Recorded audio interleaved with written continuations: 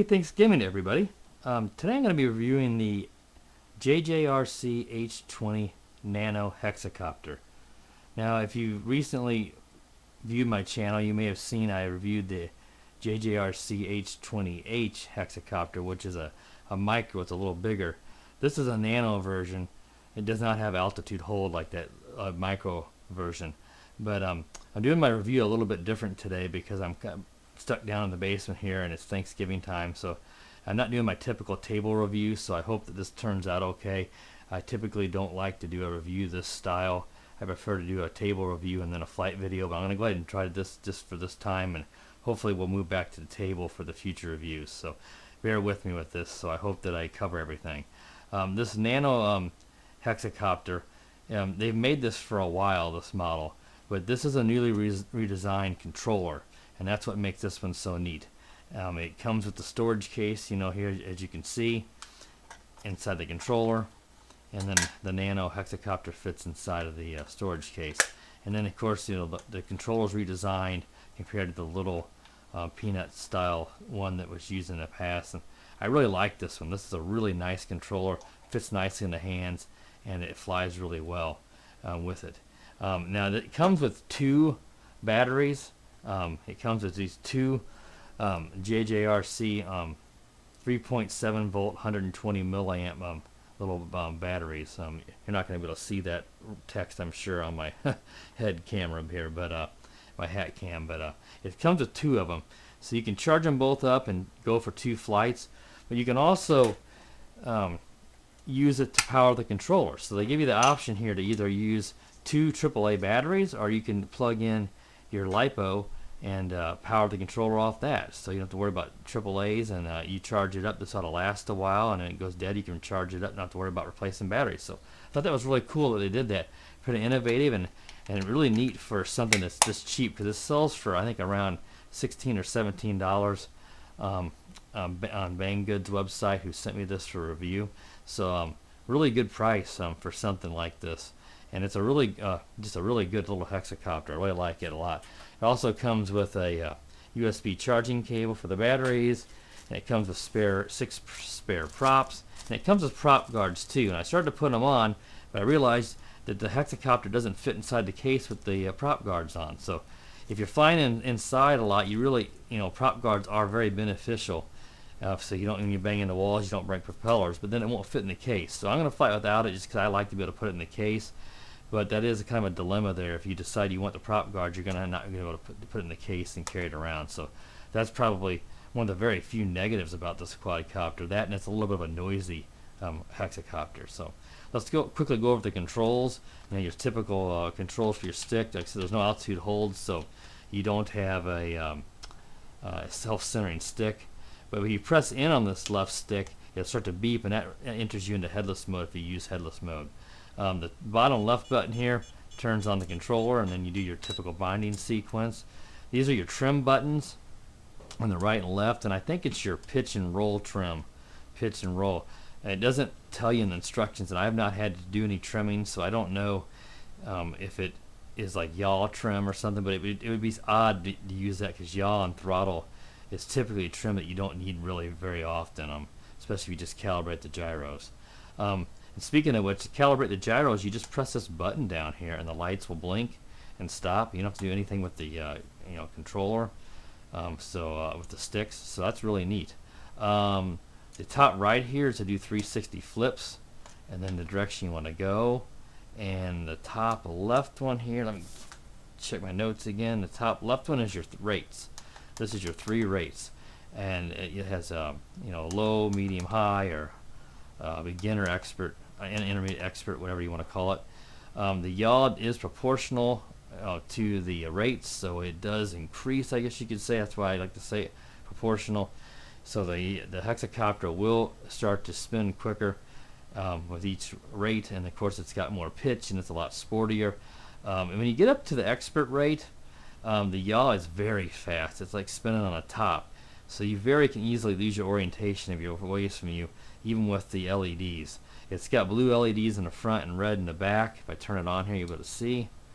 You see, it might be able to see blue and red, and that will help you spot, you know, for orientation, but I like to fly in the intermediate rate because the yaw is just right. It's not real crazy like that. So the highest rate is probably not the best for flying because of that yaw, but it is fun to watch it spin if you want to do it. So that's pretty cool.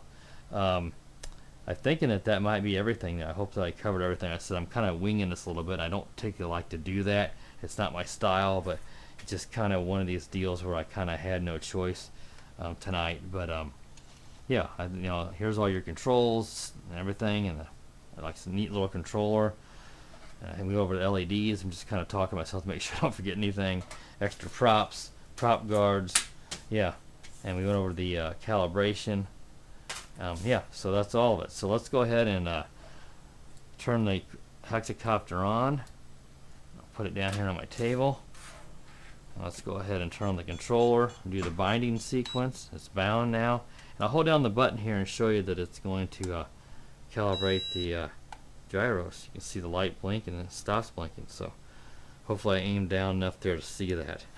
Let's go ahead and take it up. Now I've been getting about 6 minutes total flight time with this. That's including a 15-second low voltage alarm. So about 5:45 for 15 seconds to land it, which is pretty common at about a time for a Nano. The flight time's pretty good though at 6 minutes. But yeah, I think that's it on the flight time. So let's go ahead and take it up. Now, what I was thinking there is I did the 6 minutes flight time is was with a few times of landing and a couple little crashes, so it might be a little less than 6 minutes. That was what I was trying to get to. So that is the low rate. You see the yaw's slow. It's not very fast. But a good little flyer indoors. It is a little bit noisy, but you got 6 motors, so you can't expect it to be too terribly quiet. But not the quietest little drone. It looks like it could use a little bit of a. It does look like it could use a little trim. Let's go ahead and land it here and try the calibrating the gyros again. All right, and go ahead and pick it back up. It's kind of drifting backwards on me, just a tad. I'm gonna see if that trim. Not sure.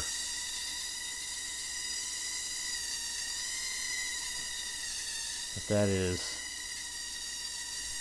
I'm gonna try the other one.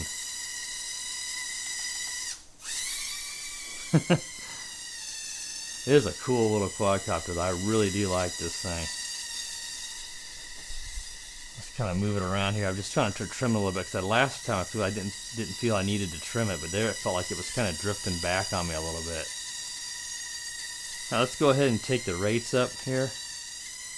There is. You see the yaw picked up quite a bit. That's the intermediate rate. And I'll show you the highest rate. There's the 3 beeps now. Let's bring it up here. You can see it. Look at that. You gotta look for that red light. Boy, it is like flying a bug. It is just, look at that. Get in close. It is nuts. It is fun, but it wouldn't be the easiest for flying around if you're gonna do the yaw a lot. So there's the intermediate rate again. I think I got it now. Let's see. Yeah, you have to listen to them at beats. It's kind of hard to hear it over that over those motors. But there's the intermediate. Let's bring it over here and provide a little more clearance and do a couple of 3D flips. The 3D flip button, and it flips really nicely. Really nicely. With 6 motors, it should be able to have the power to overcome it. It's a little bit noisy. That's probably just the biggest complaint that I have. Let's go ahead and do a forward flip. Just really sporty. I like the way it flies.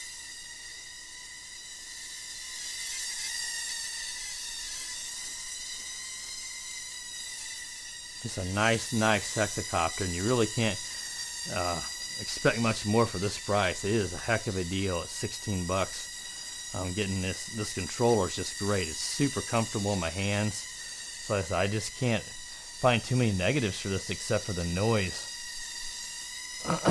Might be about the only thing.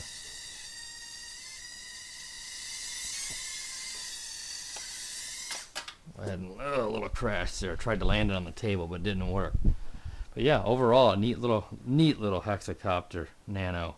Like it a lot. Love the extra battery, and love the fact that it fits into the controller, and that the extra battery can power the controller. Like so, I'm using the AAA's now because I wanted to charge up 2 to get in some test flight before I did this. So, but in the future, I will probably use the lipo to power the controller. I just think that's a really neat idea.